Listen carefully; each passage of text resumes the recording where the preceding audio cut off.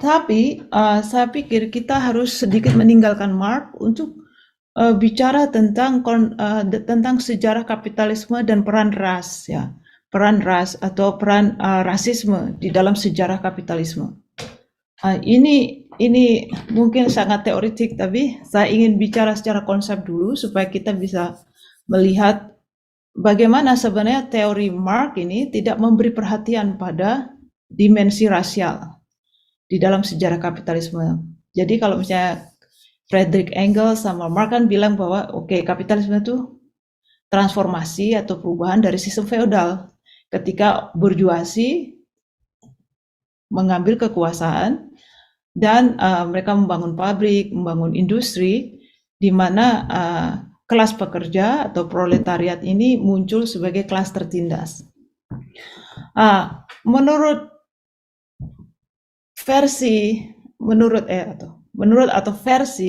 Cedric Robinson, revolusi kapitalisme ini atau perubahan dari feodalisme ke kapitalisme itu tidak terjadi.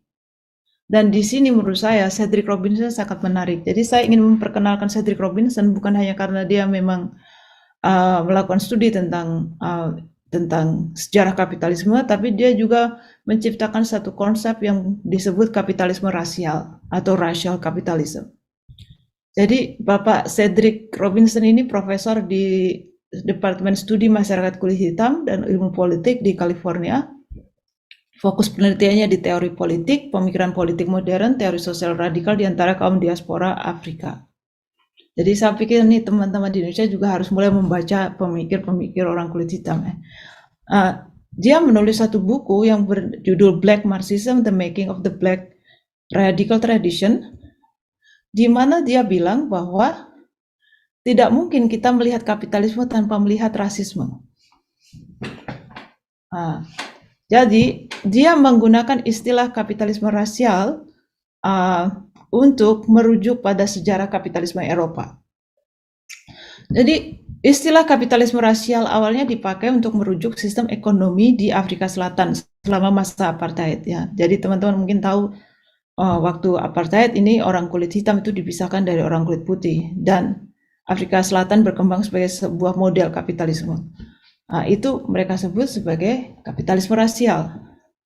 Tapi Bapak Robinson menggunakan istilah ini untuk merujuk pada sejarah kapitalisme secara umum. Gitu. Jadi Depu teori itu seperti ini. Pertama, bahwa kapitalisme itu bukanlah negasi dari sistem feodalisme.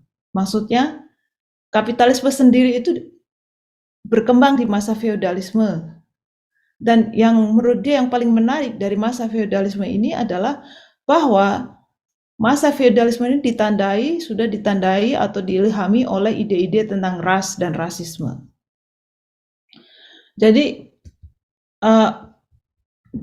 teori tentang ras, konsep tentang ras, itu sudah mulai muncul di Eropa pada masa feodalisme menurut Bapak Cedric Robinson ini. Jadi ras atau rasisme itu adalah ras dulu, mungkin sistem klasifikasi manusia yang dikonstruksi secara sosial untuk mengelompokkan manusia berdasarkan karakteristik fenotipnya. Jadi manusia ini kan sebenarnya bermacam-macam, ya. Ada yang hitam, ada yang putih, ada yang kuning.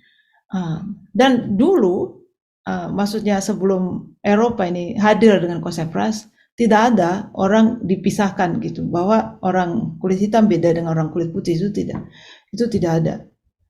Mulai abad sekitar sebenarnya 15-16 itu muncul yang disebut pemikiran atas ras, bahwa manusia ini bisa dibagi menjadi ras tertentu. Waktu itu memang yang terjadi adalah bahwa orang-orang Eropa ini mulai bertemu dengan orang-orang Afrika, orang-orang Asia, orang-orang Oseania karena perdagangan, ya, waktu itu perdagangan, kolonialisme. Ketika itu orang Eropa mulai berpikir, jadi mereka itu manusia kah tidak? Di sains, di ilmu biologi mulai muncul konsepsi bahwa manusia itu memiliki asal muasal yang berbeda-beda, ya. Misalnya orang Eropa beda asalnya dengan orang Afrika. Dan ini yang membuat mereka menggunakan biologi, misalnya warna kulit, tekstur rambut itu untuk memisahkan orang. Jadi ada orang kulit putih, ada orang non kulit putih. Begitu. Jadi konsep-konsep ras seperti ini mulai muncul di Eropa pada masa feodalisme. Kalau menurut Bapak Cedric Robinson. Tapi yang menjadi objek dari ras atau yang kemudian menjadi target rasisme itu bukan orang kulit hitam seperti yang kita tahu sekarang. Jadi bagi Bapak Cedric Robinson dari awal sebenarnya kapitalisme ini tumbuh di dalam masyarakat yang memang sudah rasis rasis titik. Tapi orang-orang yang dianggap sebagai subjek rasial itu adalah orang-orang Eropa sendiri, seperti orang Irlandia, orang Yahudi, orang Roma, orang Slavia, Afrika Utara yang dekat Spanyol, orang Arab. Jadi dia melihat bahwa kapitalisme ini muncul di Eropa juga dengan kolonialisme, perampasan dan perbudakan, tapi di dalam Eropa sendiri. Itu ya. Jadi bukan orang kulit hitam, tidak hanya orang kulit hitam waktu itu. Jadi di Eropa sendiri sudah ada rasialisme. Itu dia bilang, kapitalisme sudah bersifat rasis atau rasial bukan karena sistem ini diciptakan untuk memecah belah kaum pekerja dan untuk membenarkan proses perbudakan, itu nanti ya. Tapi karena rasisme dan rasialisme itu sudah hidup dan meresapi masyarakat feodal Eropa. Jadi waktu itu di Eropa misalnya abad 13, 14, 15 itu ada yang disebut ideologi Herrenvolk gitu. Jadi pemerintahan oleh etnik mayoritas di atas etnik minoritas, seperti misalnya etnik Jerman, etnik di Prusia waktu itu. Gitu. Jadi bagi dia kalau kita bicara kapitalisme itu kita tidak bisa bicara kita tidak bicara ras, kita tidak bisa tidak bicara ras, begitu ya. Jadi karena kapitalisme masyarakat Eropa sendiri, di mana kapitalisme ini berkembang, tidak hanya menyeragamkan, tapi menciptakan perbedaan atau membesarkan perbedaan-perbedaan daerah, subkultur, dan dialek menjadi perbedaan rasial. Jadi dia bilang perkembangan, pengorganisasian dan ekspansi masyarakat kapitalis pada dasarnya mengikuti arah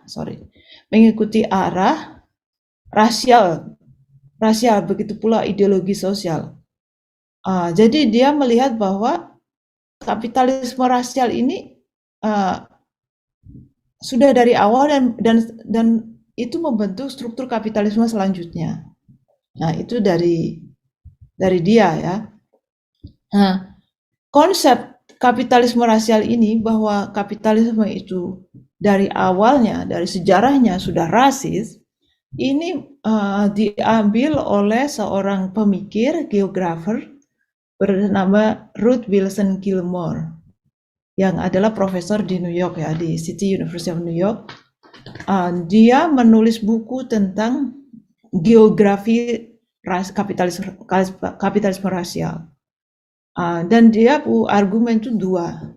Pertama, menurut dia kapitalisme itu selalu tergantung pada praktek rasial, dan kedua selalu bergantung pada hierarki rasial. Jadi kalau kita lihat dari awal sampai sekarang misalnya, kapitalisme itu harus selalu berdasarkan praktek ini gitu. Jadi kalau kita melihat, kalau pemikir kiri bilang bourgeois dan bourgeois misalnya ada, jadi bahwa kapitalisme ini melahirkan dua kelas yang saling berlawanan, kelas bourgeois sama kelas proletariat. Orang-orang seperti Wilson Gilmore ini bilang bahwa yang menjadi proletariat itu biasanya adalah orang-orang kulit berwarna, orang-orang kulit hitam, orang-orang yang dianggap rasis, orang-orang yang menjadi korban rasisme gitu. Dan secara global kita melihat bahwa kapitalisme ini melahirkan hierarki rasial. Jadi kalau kita lihat yang paling kaya selalu yang paling putih misalnya sekarang, atau di Amerika yang kaya ya putih. Yang paling bawah itu orang kulit hitam gitu. Jadi menurut dia tidak ada kapitalisme tanpa rasisme. Ini saya pikir menjadi sangat menarik kalau kita melihat aspek kedua dari pembicaraan kita hari ini, yaitu tentang kapitalisme dan kolonialisme.